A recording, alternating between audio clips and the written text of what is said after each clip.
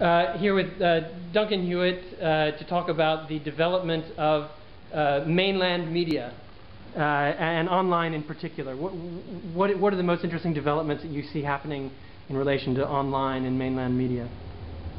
Well, I think that what we're going to see in the next few years is an ongoing battle, and clearly everybody knows about the so-called Great Firewall. I think a lot of people would see that as in fact being something that targets specific areas. It does allow a lot more information into China than used to be available to people before the internet, but still there are clearly various attempts by the authorities to keep certain types of information out, and that's often rather effective. Nevertheless, we do see debates on many issues on the Chinese internet. There are a lot of blogs, obviously, and a lot of forums online. We do see this, at the same time, sporadic crackdowns on these and closures of websites. We know that will keep happening. But I think that there's enough money being invested in the Chinese internet that it will continue to develop, at least in some ways. And I think also for the young generation, it's something which has just become such a big part of their lives that they certainly won't allow it to be, they don't want to see it completely closed and sort of blocked. And I sense a lot of anger among young people when sites which they like to use suddenly become unavailable. So I think that the government will have to play a kind of complicated game, and they're trying to do that. We will have an ongoing battle. Can they sort of control what people think while, from their point of view, allowing them the appearance of having access to a lot of information? Because I think if they don't at least allow people to think that they're getting a lot of information, then they will have problems. I think it's a very interesting point you raised about the internet being sort of, when there's censorship on the internet, for example, a website is shut down, it's taken as much more of a personal level thing, rather than if there's censorship happening at the publication level, does anybody notice?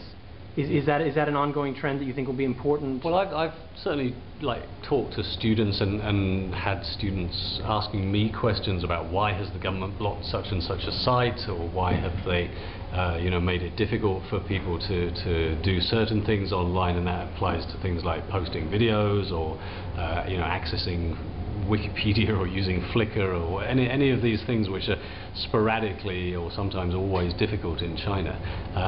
And I do feel that these people feel the internet is their domain. They are the internet generation. They grew up with this, especially the ones who are in their early 20s now. They feel that it's somehow their birthright, and while they may have accepted quite a lot of official propaganda in some areas, I think that they feel pretty unhappy when it gets that close to home, as you say. So it definitely has more of a direct impact. And I mean, there have been some cases of people actually trying to bring lawsuits against government departments for trying to block parts of the internet. And could we ever imagine that in a situation of censorship of a newspaper, somebody bringing a lawsuit against censorship of a newspaper?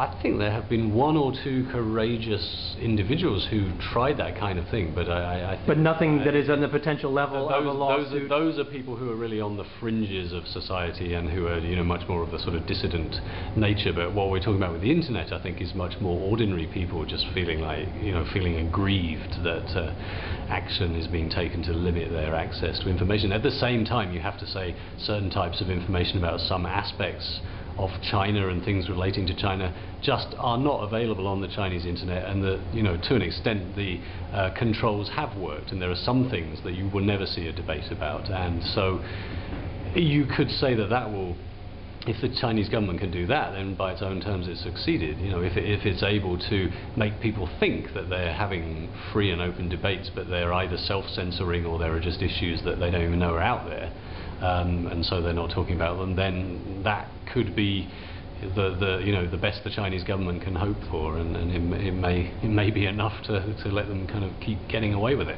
Okay, so the amount invested in the internet will also have an impact on the level of censorship going ahead, or the level of control over it? You mean the amount of money? The amount of money going in. Well, it's an interesting question. I mean, just because money pours into the internet doesn't mean that that's any challenge necessarily to the authorities. And obviously, we've seen big, multinational organizations and big international online companies coming into China and to a certain extent towing the line in many cases, and signing up to official regulations on what kind of content can be posted on the internet in China. So that sometimes when it's commercial, businesses who want to make money toe the line. But I do think that we're seeing some interesting cases like this attempt to take the Chinese government to the WTO over the requirement that all foreign media delivered to Chinese media in China should be sourced through, should go through the official Xinhua news agency, and it means that the news agency's stories are being filtered through Xinhua before they get to the Chinese media, and that's been accused of being a sort of anti-competitive practice. And that's kind of interesting. If there are commercial means to take on what is very much a political sort of control, that will be a whole new world. But whether that is really realistic, I don't think. Interesting. So we have two factors here. One is individuals, because of user-generated content, taking on the issue of censorship and control of the media, and the second one is the involvement of money is bringing a new dynamic into something that was formerly could be controlled by the propaganda department. Possibly. I mean, I think in general with the Chinese media we've seen that the commercialization of it has in some respects led it to move further away from the traditional boring official model. But again, you could say that it's only in certain areas which are not too sensitive and don't pose too much of a threat to the government. So I think with all these issues the jury is out. I think it's a fluid situation, and I don't think the government, as we know, the internet continues to develop and technology develops, and the government has certainly not nailed it down completely, but they probably will keep trying. Okay, excellent. Thank you very much. Thank you.